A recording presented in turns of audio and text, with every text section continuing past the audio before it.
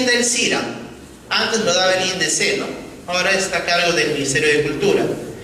Pero ¿quiénes son los profesionales que se encargan de hacer esta inspección para dar el CIRA? Son arqueólogos, pero no es cualquier arqueólogo, sino son arqueólogos acreditados.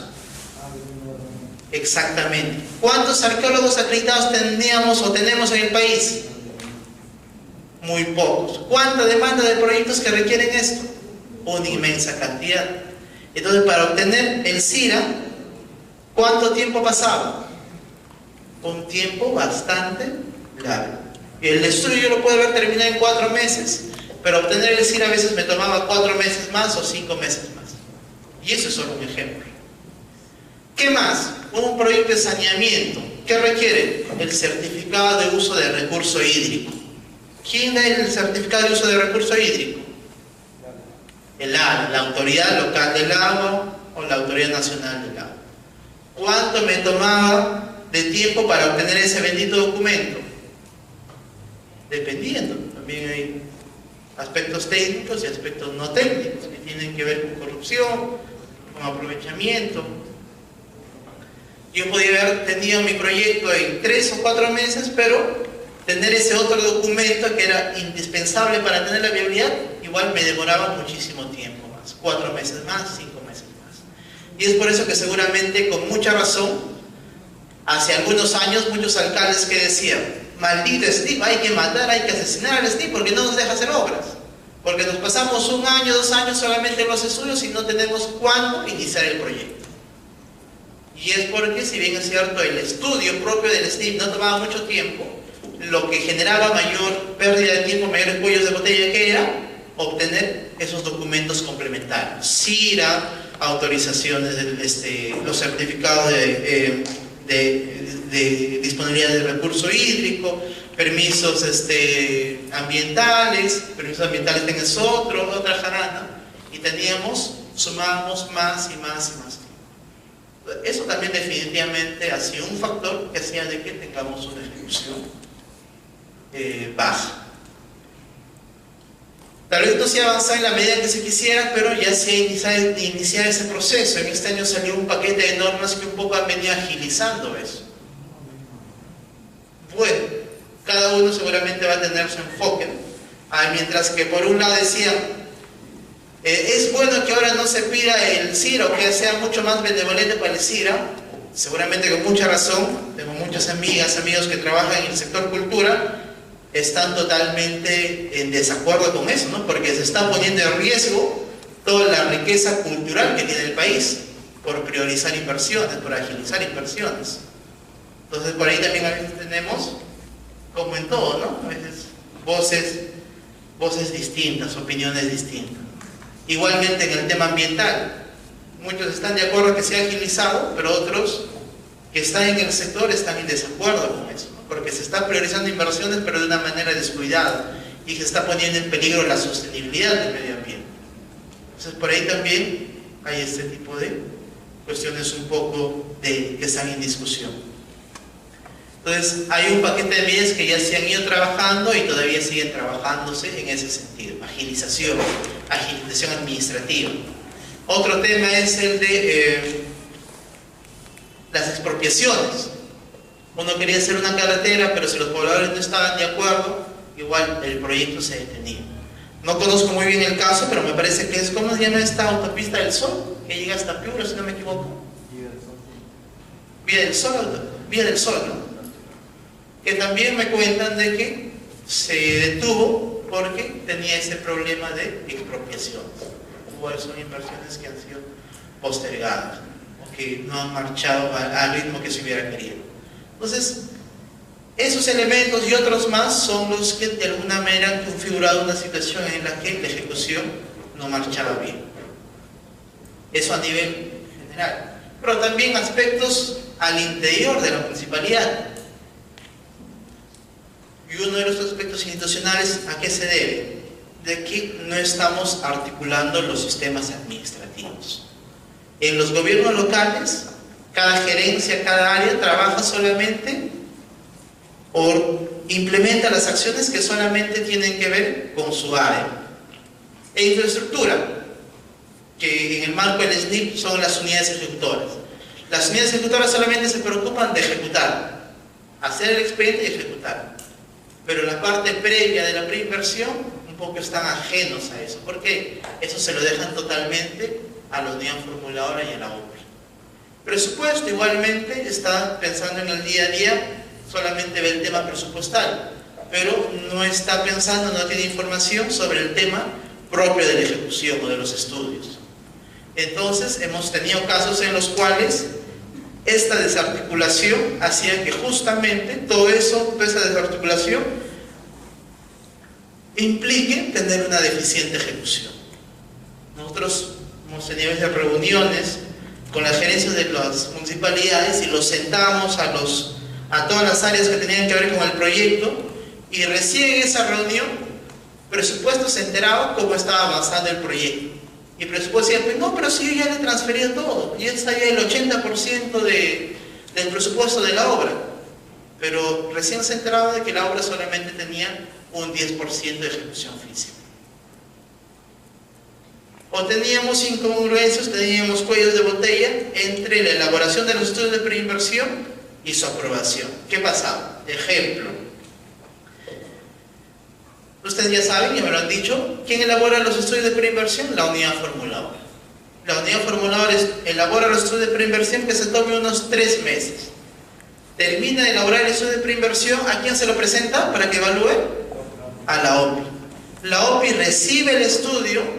Bueno, ahora ya es implementado que la OPI da autoriza los TRs, antes no era así. Pero bueno, a pesar de que los hubiera autorizado.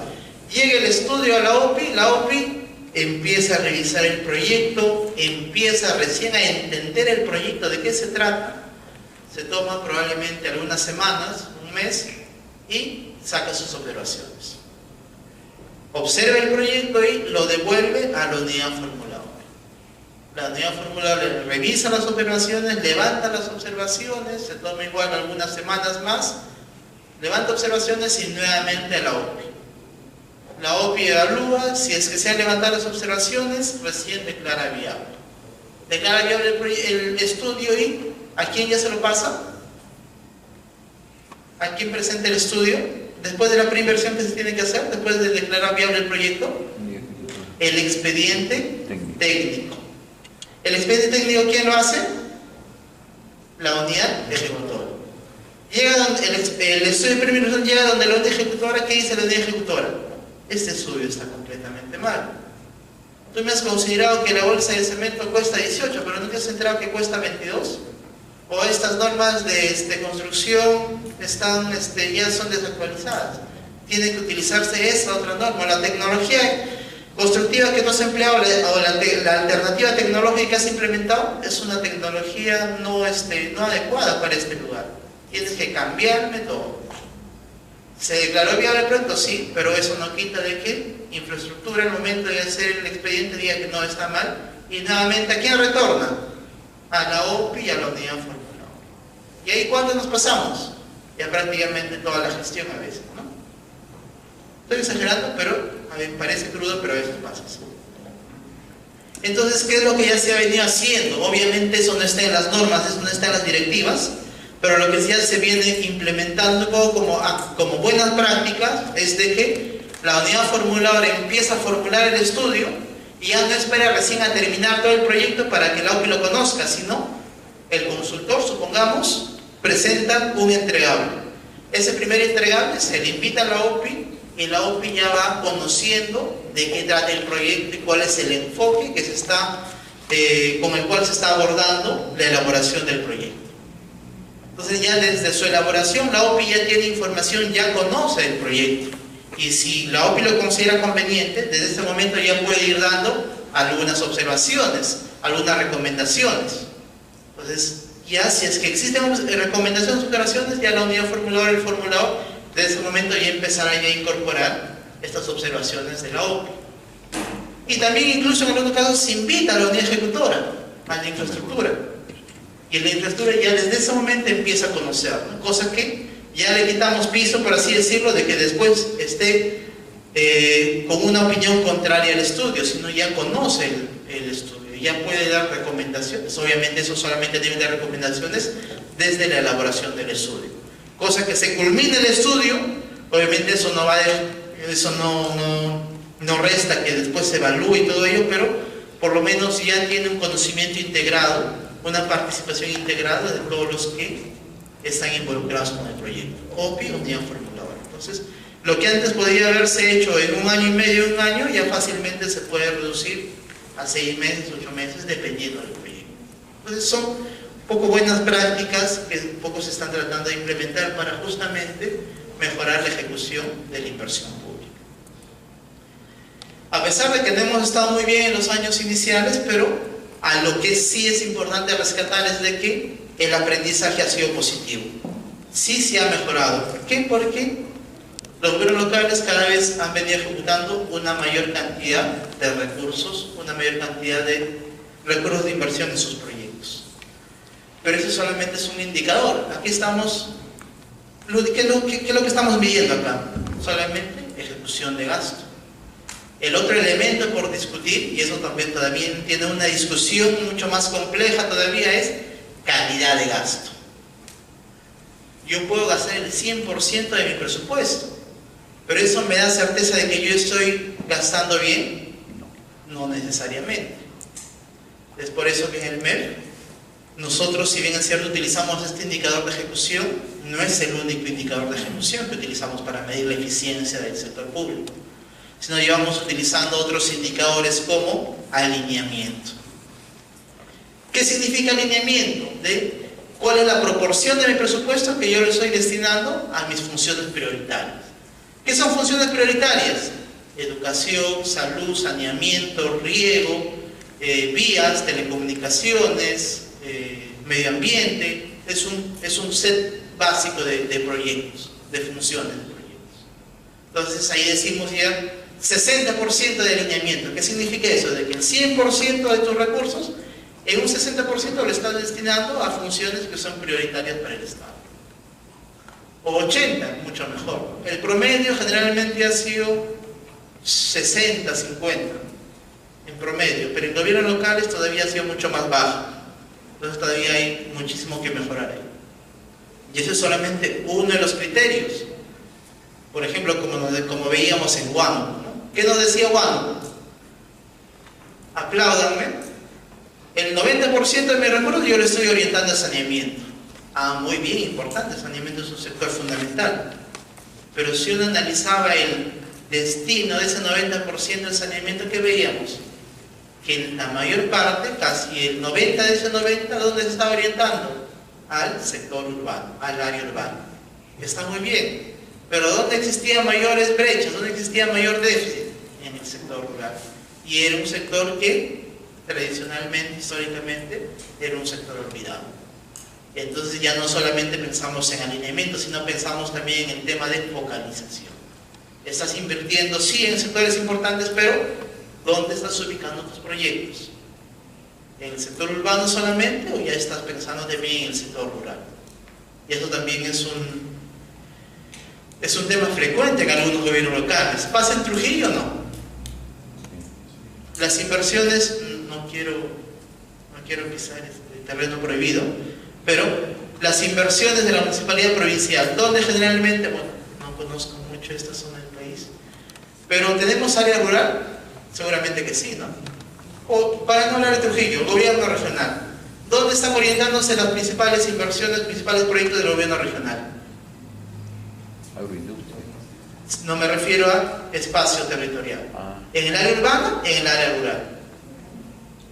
En muchos casos, no lo sé Trujillo, solamente, la mayor cantidad, la mayor proporción es solamente área urbana. El área rural es un área que todavía está siendo bastante olvidada. No estamos diciendo, no, invertamos todo en el área rural. No, definitivamente es poco importante buscar equilibrios, buscar el punto óptimo. Pero tampoco es adecuado de que todo solamente se invierta en el área urbana y igual se siga desatendiendo el área rural. Que bueno, esa es una discusión ya mucho más compleja, ¿no? Del área rural, ¿hacia dónde migra? Por decirlo así. Es complejo, no quiero enfrascarme en esa discusión, pero a veces la población del área rural, como busca mejores servicios, ¿a dónde va? al sector urbano, al área urbana. Y es ahí donde que también se complica la atención de los servicios básicos. Entonces, pero ya son elementos un poco ya propios de calidad de gasto que es importante tener en cuenta. Una pregunta sobre el gasto, ¿no? Si bien se dividen de rural, urbano, depende de la priorización, el Ministerio de Economía no da lineamientos por sí en función a la densidad de la población. Lo que sí hay lineamientos, pero son de alguna manera lineamientos bastante generales. ¿Por qué? ¿Qué es lo que nos falta para tener mejores lineamientos? Información de calidad. ¿Y a qué me refiero a eso? Si yo quiero ver déficit en saneamiento, la información más cercana que yo tengo es la información del censo. ¿Cuándo fue el censo? ¿2007? 2007, ¿no? No tenemos información actualizada. Entonces, por ahí tenemos varios déficits de información. Lo ideal sería de que se disponga de información actualizada que nos permita saber con exactitud este distrito qué carencias tiene, en qué sectores tiene, en qué sectores tiene mayores carencias. Tal vez saneamiento, tal vez energía, tal vez salud. Obviamente no va a ser igual a este otro distrito, que seguramente sus carencias más están asociadas por el tema de agricultura, tal vez. Otro por el tema de energía, tal vez. Entonces, lo ideal para poder dar lineamientos mucho más precisos es disponer de esa información actualizada, que nos permita decir con mayor certeza cada distrito, cada provincia, qué dosis requiere. Lo que estamos viendo es en términos generales, asumimos, como decíamos, estas funciones básicas para todos, pero definitivamente eso no es correcto, porque dependiendo de las particularidades del territorio, cada lugar, cada distrito, cada provincia, incluso cada región, tiene diferentes tipos de demandas. Entonces, por ahí hay lineamientos bastante generales en qué se deberían priorizar los recursos, pero todavía no son lo afinados que quisieran. O sea, más o menos en conclusión, cada gobierno local o regional es autónomo. Exactamente. Exactamente. Es diferente a, en algunos lugares de Colombia pasa eso, el presupuesto es ya un poco ya con nombre propio. Cuando se distribuye el presupuesto y el presupuesto ya está determinado por el gobierno nacional, ¿dónde se va a invertir? ¿Qué brechas se van a atender? En el país no. En el país cada gobierno subnacional tiene autonomía para gastar en los sectores que vea conveniente.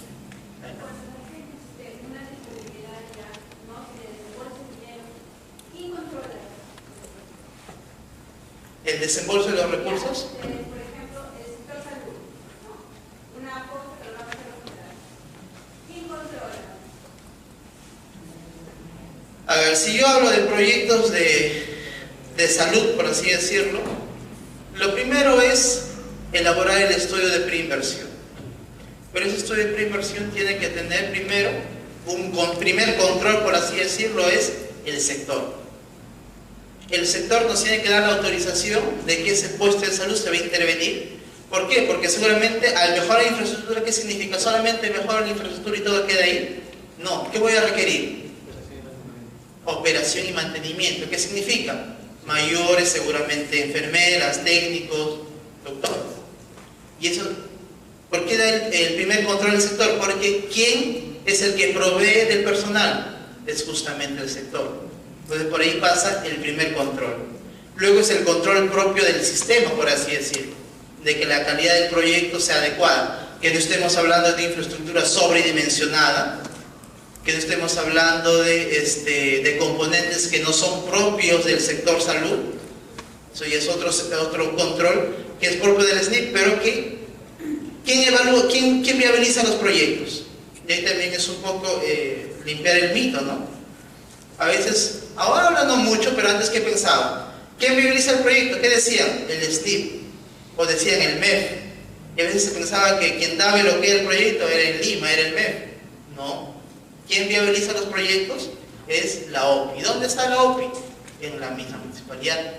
Es un área que pertenece a la misma municipalidad. Entonces, el nivel de regulación, el nivel de aprobación está dentro de la misma entidad. Ahí hay niveles de autonomía. Obviamente eso no quiere decir de que en este caso el ente rector, que es la EGPI, que es el SNIP, no diga nada, esté ajeno a eso. También hay un proceso de que esos proyectos estén viabilizados en un marco de mínimos parámetros que sean proyectos de calidad. Pero la verdad es que eso es complicadísimo. ¿Cuántos proyectos se viabilizan al año en los gobiernos subnacionales? En el gobierno nacional son miles y miles de proyectos. Obviamente el margen de revisión es mínimo. Y es por eso que a veces tenemos muchísimos proyectos que prácticamente son proyectos muy mal hechos, pero a pesar de que son un mamotreto, por así decirlo, siguen teniendo la viabilidad de gestión. ¿Una indicación?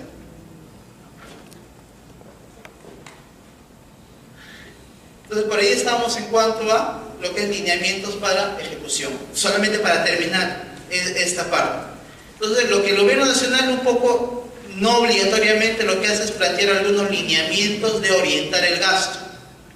Un principal lineamiento es programas presupuestales. O sea, ya no se gasta en cualquier cosa, sino en programas presupuestales previamente identificados. Y ahora hay lo que se llama esta tendencia, esta corriente que se llama presupuesto por resultados, que un poco cambia también, esto seguramente ya lo han visto ya en el módulo de presupuesto que entiendo que han llevado.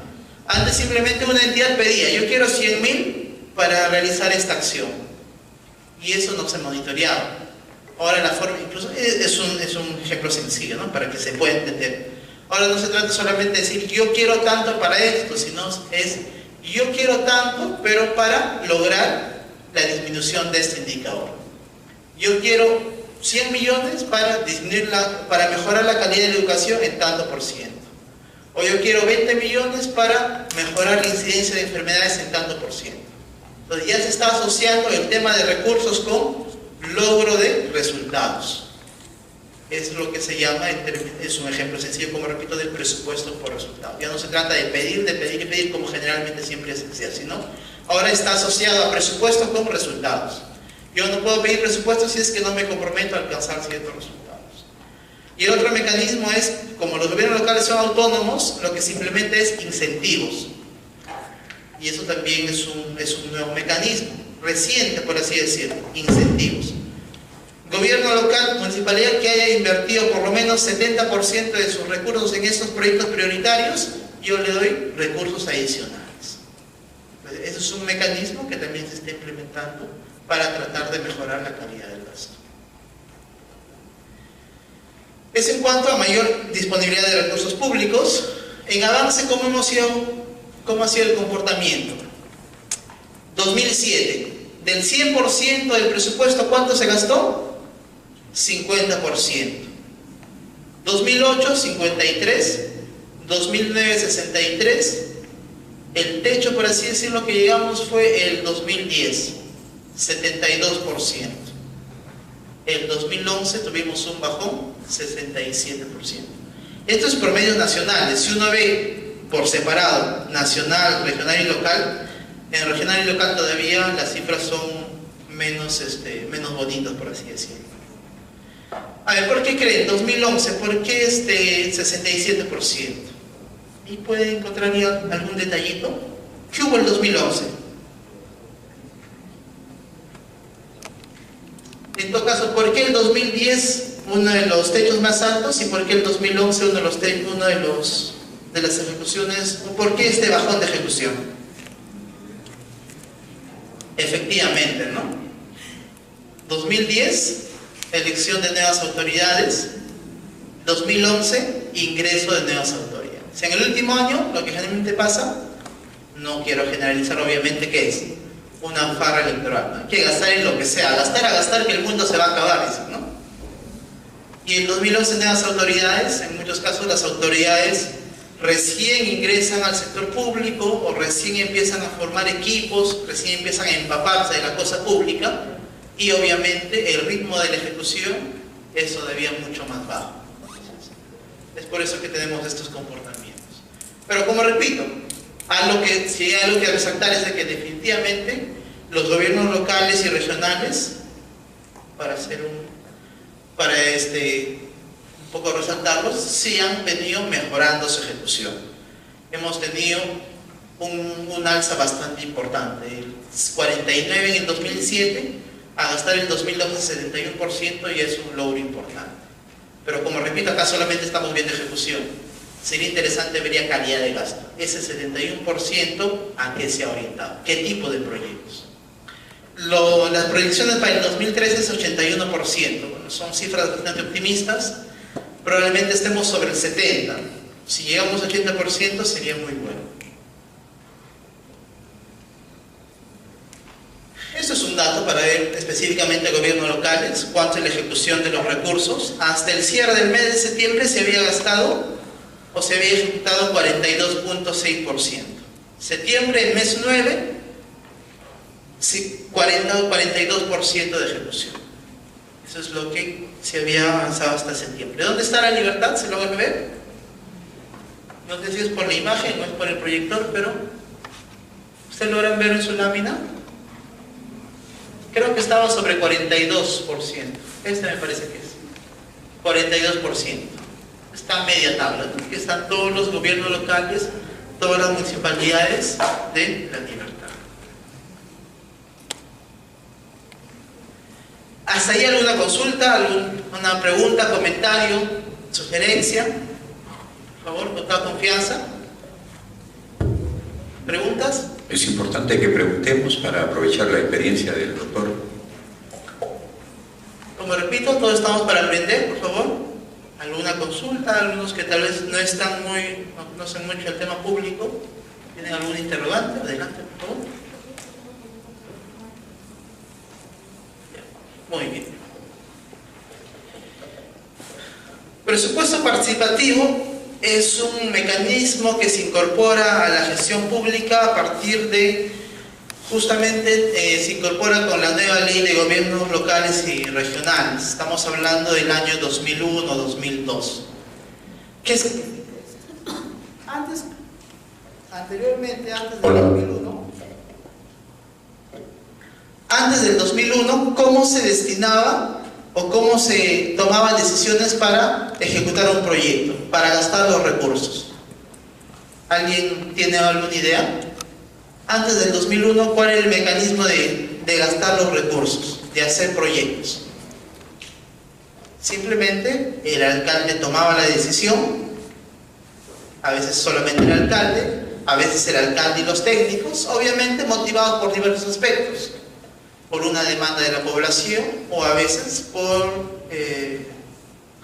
el objetivo que tenía el alcalde, su concepción de planificación, su concepción de desarrollo que tenía el alcalde. Pero prácticamente era una decisión, por decirlo así, unilateral. La municipalidad recibía los recursos y el alcalde esos recursos lo decidía de manera unilateral cómo ejecutarlos. Si hago un saneamiento, si hago un estadio, si hago una plaza, si hago un hotel. En esos años incluso se hacían hoteles, alojamientos. O sea, el alcalde decidía, o la municipalidad, el consejo municipal decidía qué proyectos hacer. Pero ¿qué teníamos? En ese momento había mucha insatisfacción, porque los pobladores decían, nosotros requerimos saneamiento tal vez, pero el alcalde, en vez de hacer saneamiento, que es la necesidad más sentida, prefiere hacer otro tipo de proyectos, en los cuales nosotros no estamos de acuerdo. Entonces existía esa disconformidad sobre las acciones de decisión que tomaba el alcalde. Entonces el presupuesto participativo, ¿qué es? Un mecanismo de empoderamiento de la sociedad civil. En términos simples, ¿qué significa? Ahora, cuando lleguen recursos a la municipalidad, solamente el alcalde no va a decidir qué hacer, sino tiene que hacer un presupuesto participativo. ¿Qué significa? Se juntan los principales representantes de las organizaciones sociales de base, los agentes participantes, y se llega a un nivel de acuerdo conjunto. El alcalde expone los objetivos del plan de desarrollo concertado, cuál es la visión que se tiene sobre ese distrito, y obviamente pueden proponer una lista de proyectos, pero quienes toman la decisión son de manera colegiada. Principalmente, ¿quiénes? Los agentes participantes. ¿Quiénes son los agentes participantes? Repito, todos los representantes de las principales organizaciones sociales de base. Incluso para eso hay un proceso de elecciones también. Entonces ya las decisiones ya se toman conjuntamente. Autoridad, cierto, pero también la sociedad civil. Y es por eso que la sociedad civil también lleva sus demandas. La sociedad civil seguramente pide, no, yo quiero el saneamiento, o yo quiero el proyecto del canal de riego, o yo quiero el proyecto de electrificación, o yo quiero, incluso también la sociedad civil a veces lo pide, la También la sociedad civil pedía el proyecto del estadio, el proyecto del bulevar, el proyecto del coliseo, el proyecto de la piscina municipal temperada, lo que sea.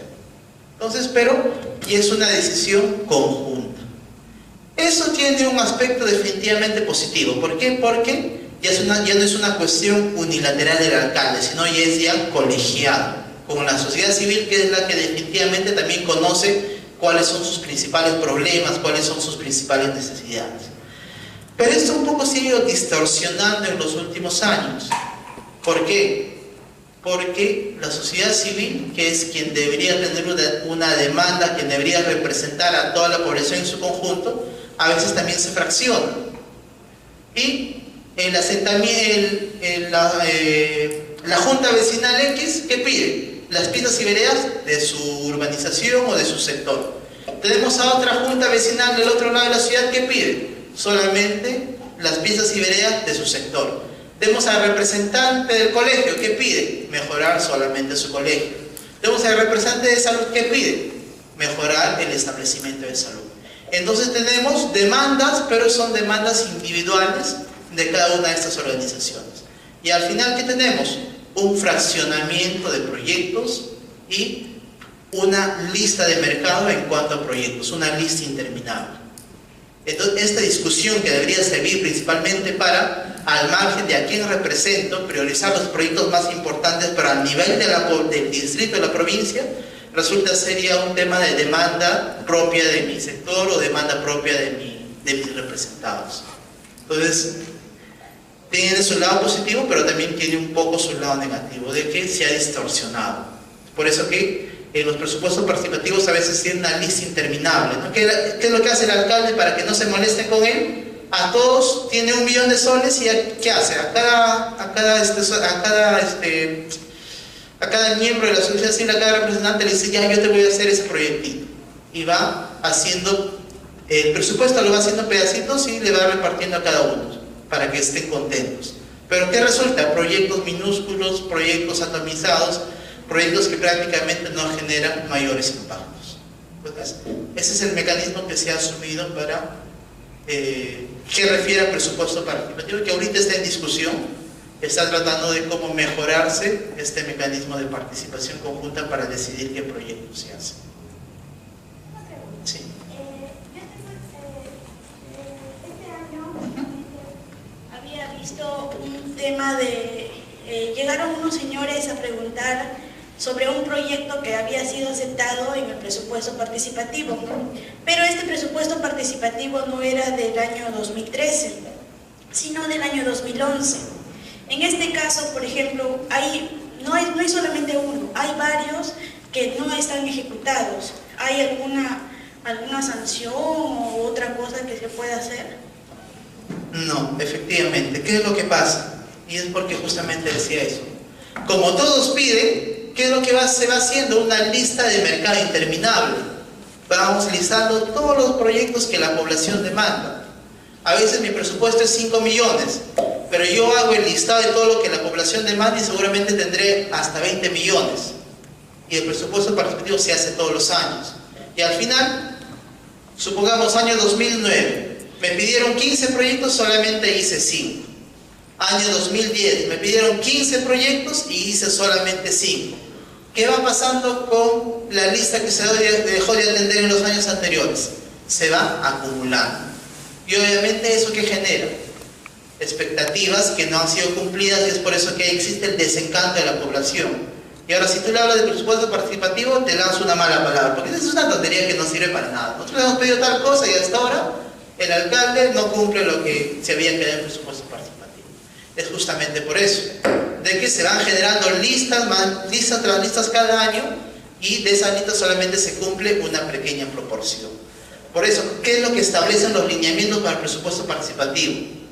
Tú, cuando haces estas reuniones con la sociedad civil, lo primero que tienes que decirle a la sociedad civil es cuánto es tu techo presupuestal.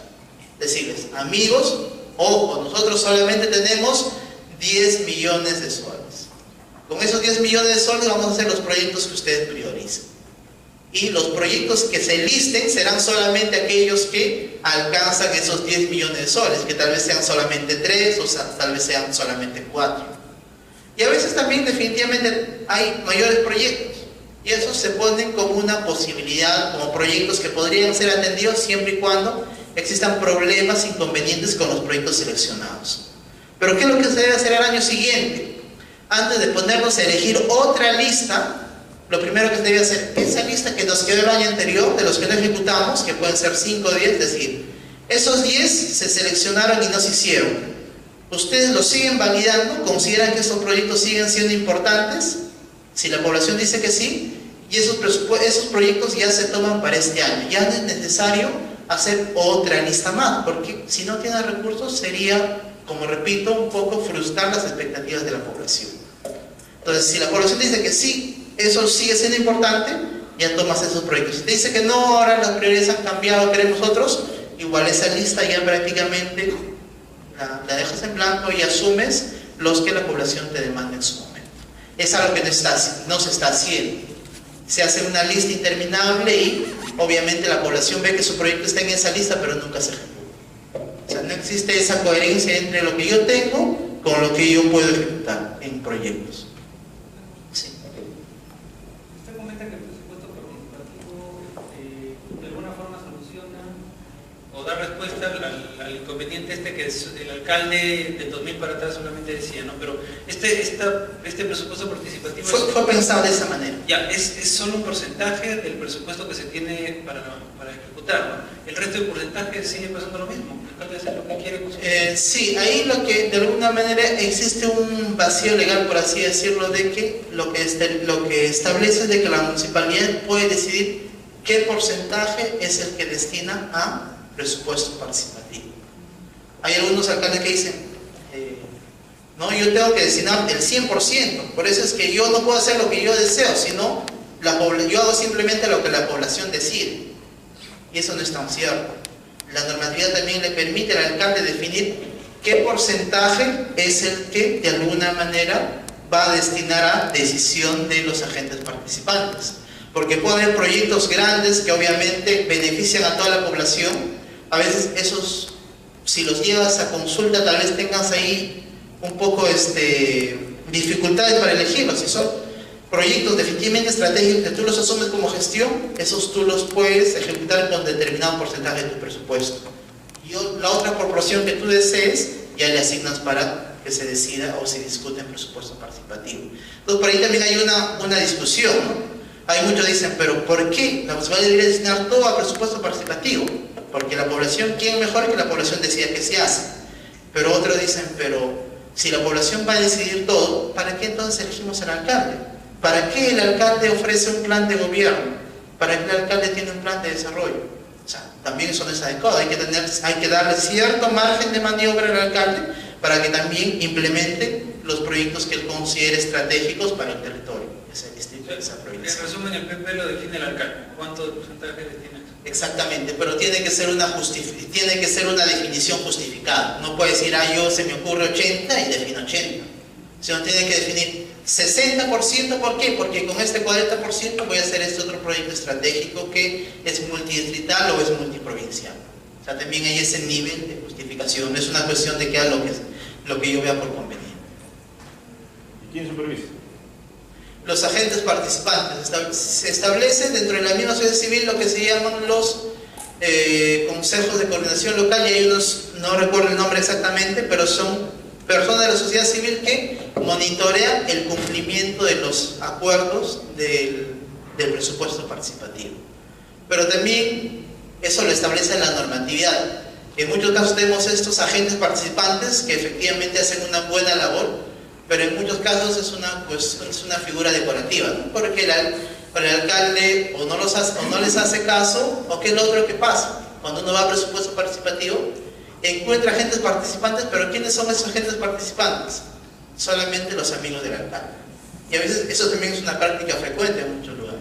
Mi presupuesto participativo es excelente, todos participan, pero vemos quiénes son, y son solamente un sector de la población afín al alcalde. Y a los demás que han querido participar, le ponen cortapisas, le ponen diversos argumentos para no dejarlos ingresar al presupuesto participativo.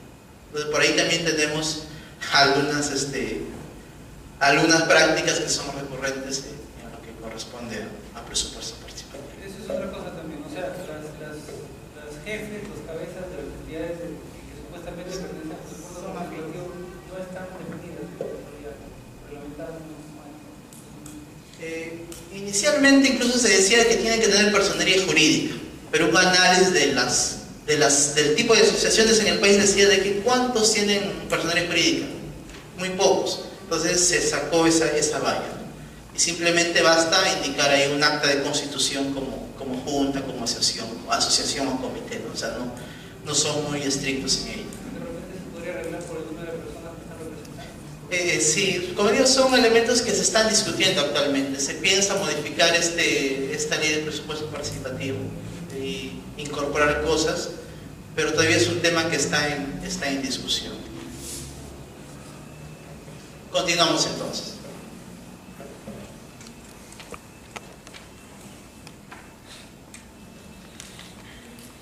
Hemos visto de que definitivamente esta inversión pública, que ha sido bastante creciente en los últimos años, también ha sido determinante para disminuir las tasas de pobreza en el país.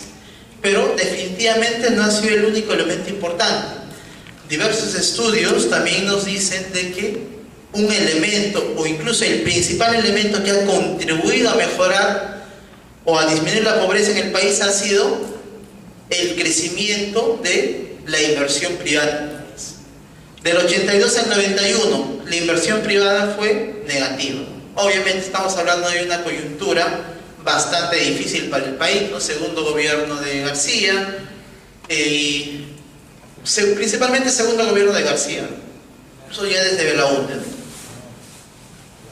Seguramente muchos recordarán, ¿no? Yo todavía estaba muy pequeñito, seguramente algunos también de ustedes igual, pero un escenario bastante difícil del país en donde que la inversión privada prácticamente fue negativa. Esto empieza a mejorar en la década de los 90, 6.2, y donde encuentra un mayor crecimiento es en el del 2002 al 2012, 11.6.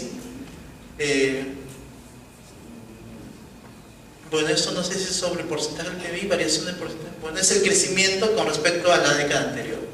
Es un crecimiento bastante importante, bastante notable, que muchos dicen que ha sido uno de los principales elementos, repito, para disminuir la pobreza en el país.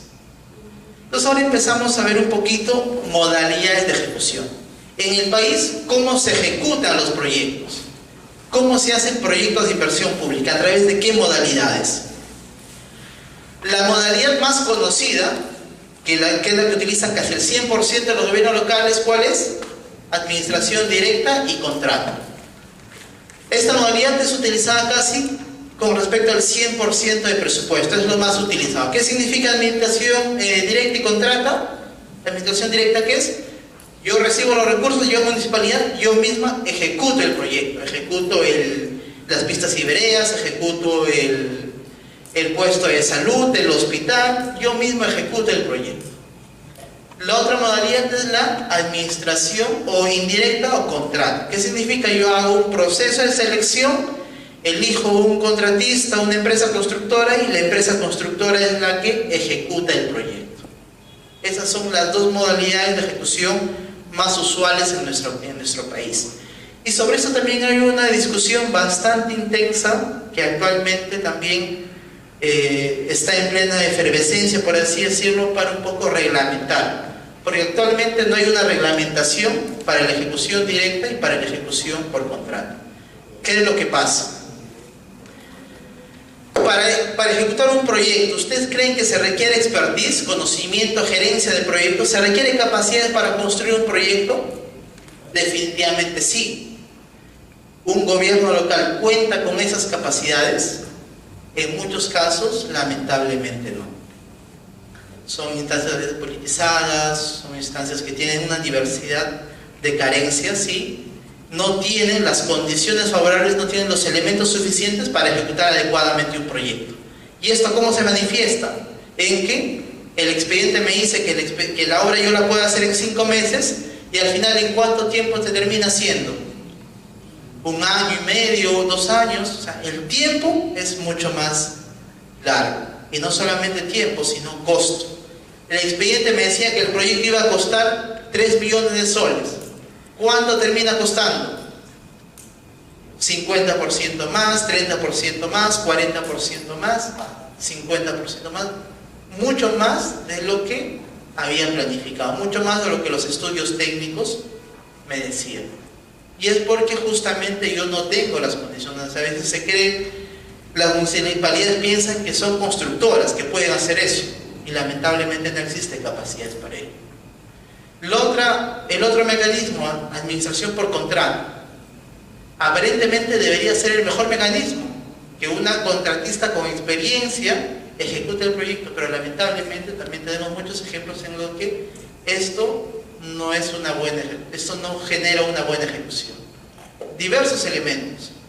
Hay gobiernos regionales, algunos locales, donde, si bien es cierto, han apostado por la administración indirecta. ¿Qué ha pasado? Ahorita están en arbitraje. Y los arbitrajes, ¿quiénes generalmente ganan? ¿Quiénes ganan los arbitrajes? ¿Los gana el Estado? El 99%, el 96% lo gana el privado, lo gana la empresa. Entonces, lo que nosotros de alguna manera decimos es de que si queremos ser formalistas, lo que la Constitución y un decreto de la Contraloría del año 88, imagínense, del año 88, ¿qué nos dice? La administración la ejecución de los proyectos solamente puede ser por administración indirecta. Eso nos dice la Constitución y nos dice este decreto de la Contraloría del 88. La ejecución de los proyectos tiene que ser por administración indirecta, es decir, que otro lo haga. Solamente lo puedo hacer por administración directa cuando yo justifique de que por administración directa va a ser mucho más rentable. Si no justifico eso, yo no lo puedo hacer por directa, pero eso prácticamente es letra muerta. Entonces, como repito, ahí todavía hay una discusión para un poco implementar el marco legal que defina las reglas claras para administración directa e indirecta. Nosotros de antemano no recomendamos una u otra. Lo que recomendamos, o lo que de alguna manera el discurso es de que cada una, para que sea exitosa o relativamente exitosa, requiere condiciones básicas, condiciones favorables, condiciones previas. Yo no puedo ejecutar directamente un proyecto si es que no tengo la capacidad técnica, no tengo la capacidad humana para poder ejecutar ese proyecto. Si yo no tengo esa capacidad técnica, no tengo esa capacidad de expertise, la capacidad humana, obviamente no voy a poder ejecutar con éxito este proyecto. Y si yo lo voy a hacer para administración indirecta, yo tengo que tener muchísimo cuidado con los contratos. Tengo que hacer muy buenos contratos para poder también de alguna manera asegurar de que el proyecto sea bueno. Y también tengo que tener una supervisión adecuada. Ese también es otro elemento propio de los proyectos de inversión pública, la supervisión. Si hacen proyectos que cuestan millones y millones de soles, que al final uno puede hacer un peritaje y vas a encontrar que son proyectos en donde que ha entrado menos cemento, fierro de mala calidad, y son proyectos destinados a tener una vida útil mucho menor a la que debería haber tenido de acuerdo a los estudios técnicos. Entonces, repito, lo que simplemente damos es recomendaciones para una u otra modalidad. No se ve muy bien. La otra es, vamos a pasar a la tercera, luego volvemos a la segunda. La otra modalidad es asociación público-privada. Esta es una modalidad todavía relativamente reciente y todavía muy poco utilizada. Se han destinado 8.000 millones para cofinanciamiento, 47.000 millones comprometidos por privados. Acá ya estamos hablando ya de una cooperación, por así decirlo, entre el público y el privado, una nueva modalidad para ejecutar proyectos. Lo vamos a detallar un poco más adelante, pero esta también es una modalidad para ejecutar proyectos, aún poco utilizada. Y la otra modalidad es obra por impuestos. Es una modalidad también bastante particular que recién está empezando a cobrar mayor importancia. Ya tenemos algunos casos de proyectos de obra por impuestos, pero ahora, como yo les contaba al inicio de la presentación, dentro del gobierno mismo, dentro del Ministerio de Economía y Finanzas, está dando ya bastante impulso a estas nuevas dos modalidades, principalmente esta última, si es que hablamos de gobiernos regionales y gobiernos locales. Obra por impuestos. Eso también lo vamos a detallar. No sé si el tiempo nos alcanza al final de la jornada del día de hoy, o si no, el siguiente módulo. Eso vamos a ver específicamente lo que corresponde a obra por impuestos. Pero para simplemente ampliar el espectro. Muchos pensábamos, o muchos piensan, de que solamente se puede ejecutar un proyecto por la administración directa y contrata. No, tenemos dos modalidades más: APP y obras por impuestos. Dicho esto, vamos a revisar un poquito lo que significan las asociaciones público-privadas. Esto como un contexto. Obviamente yo no soy experto en el tema, yo soy experto en el tema de proyectos, pero esto es importante que lo conozcamos de manera un tanto general. ¿Qué significan las asociaciones público-privadas? La APP es un tipo de concesión. Cuando hablamos de APPs, cuando hablamos de sus diversas modalidades, prácticamente estamos haciendo referencia a contratos. La APP es un tipo de concesión cuyo objetivo es el de asegurar la prestación por parte de un operador privado de un determinado servicio público. Es decir, estamos hablando de proyectos sobre servicios públicos. ¿Qué es un servicio público? A ver si me ayudan. En todo caso, ejemplo de servicio público: agua y desagüe, muy bien; electricidad, salud, educación, seguridad. Ejemplos de servicios públicos. Cuando hablemos de APPs, estamos haciendo referencia a el de ofrecer o el de prestar un servicio público, pero contrario a la concepción que generalmente teníamos de que un servicio público solamente puede ser brindado por un operador público. Ahora lo que esto nos da a entender es de que un servicio público también puede ser brindado en conjunto o en asociación con un privado, con una empresa. Entonces repetimos nuevamente: la APP es un tipo de concesión cuyo objetivo es el de asegurar la prestación por parte de un operador privado de un determinado servicio público. Ese es un matiz: todo el servicio público privado ofrecido por un privado, o también el uso de una infraestructura pública o el uso de una infraestructura pública. A ver, para un poco aclarar esto, se puede hacer una concesión para ofrecer un servicio público desde su generación o desde su construcción. Ejemplo, una carretera. Una carretera que es necesaria en determinado lugar del país, pero no existe la carretera. Entonces yo hago una APP para construir esa carretera. Pero ese es un matiz, es una opción. La otra opción es ya administrar o hacer uso ya de un bien existente. Segundo escenario: la carretera ya existe. Pero ¿qué es lo que requiere la carretera? ¿Basta construir una carretera y ya nos olvidamos del problema?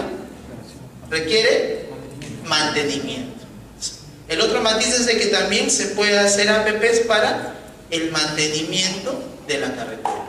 Ya existe la carretera, pero yo requiero recursos, yo requiero un sistema de gestión para mantener la carretera con niveles mínimos de calidad. El ejemplo que se me ocurre: el Teatro Nacional, ¿así se llama? El que está en Lima, en Javier Prado. Seguramente muchos de ustedes han pasado por ahí. Se construyó el teatro, pero ahora utilizar ese teatro es un estadio, es un teatro maravilloso. Según dicen, es uno de los mejores teatros de Latinoamérica. Cuesta carísimo. Y el Estado, cuando construyó el teatro, no pensó en eso, solamente como muchos proyectos, ¿no? Pensamos en el que se construye y se soluciona el problema, todo queda ahí. Al contrario, a veces el dolor de cabeza recién empieza cuando uno empieza o piensa en operar el servicio. En este caso, el operar, el administrar este teatro, utilizar el teatro, cuesta muchísimo. Es una inversión bastante interesante y no cualquiera tiene la expertise. Y ahora eso lo que se está haciendo es darle un proceso de concesión mediante una APP, pero ya para administrar. Y existe el bien, pero lo que se va a hacer es ahora administrarlo, lo que va a hacer es gestionarlo. Entonces también tienen esos dos matices. Construir desde cero o utilizar el bien que ya existe. Sin embargo, y acá vamos a hacer la diferencia, a diferencia de las concesiones clásicas, basadas en la rentabilidad financiera del proyecto, en este caso las APP se distinguen o se diferencian por